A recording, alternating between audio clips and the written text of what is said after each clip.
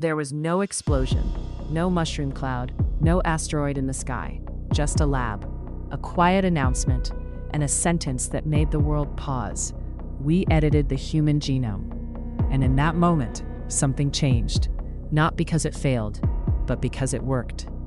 Before we go further, if you like deep dives into the moments that quietly changed history, subscribe. We break them down fast, clearly, and without the fluff. Science has always pushed boundaries, but some boundaries were never meant to be crossed. And once crossed, they don't reset. In 2018, a scientist announced he had created the world's first gene-edited babies. CRISPR had altered their DNA before birth. The goal? Immunity to disease. The reaction? Global shock. Governments condemned it. Scientists called it reckless. Not because gene editing is impossible, but because it is permanent. When you edit an embryo, you don't change one life. You change every generation that follows.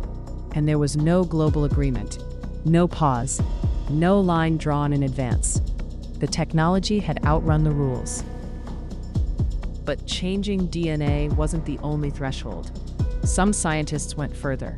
They began growing parts of us outside of us.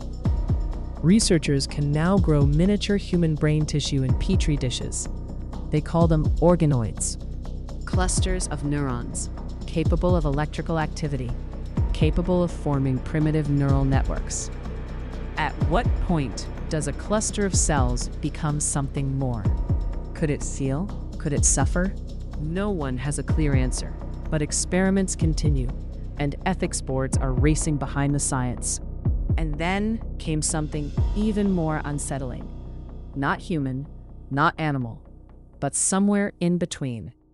Scientists have created embryos containing both human and animal cells. The goal? Grow transplantable organs. The benefit? Potentially millions of lives saved. But what happens if human neural cells integrate into an animal brain? Where is the line between medical breakthrough and biological ambiguity? We don't know, because we've never done this before. And while biology pushes one frontier, another frontier is thinking.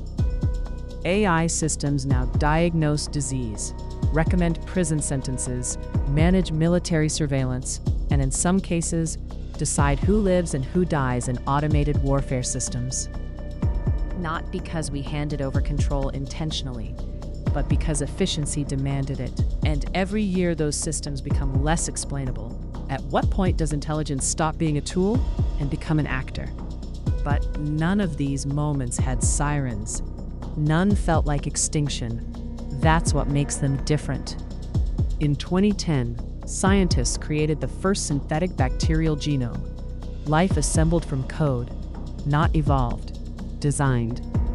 Today, synthetic biology can engineer viruses, modify ecosystems, and potentially revive extinct species. The power is extraordinary, so is the uncertainty, because once something self-replicates, it cannot be uninvented. CRISPR, organoids, hybrids, autonomous AI, synthetic life, none of these destroyed the world. But that was never the real danger. The danger is this: progress moves forward, ethics moves slower, and history shows we rarely stop ourselves.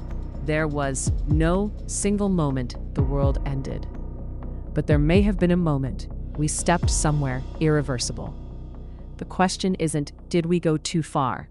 It's this: if we did, would we even know? If you want more stories about the moments that changed humanity forever, subscribe, because some of them are happening right now.